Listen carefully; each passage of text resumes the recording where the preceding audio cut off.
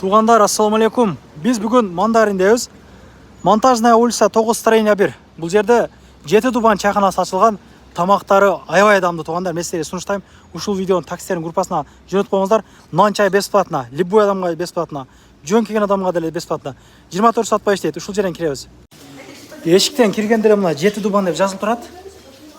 Мындай чыгабыз. Полный 7 дубан бар ылдыйында. Лестницада ушундай жазылып турат. 7 дубан. 7 дубан.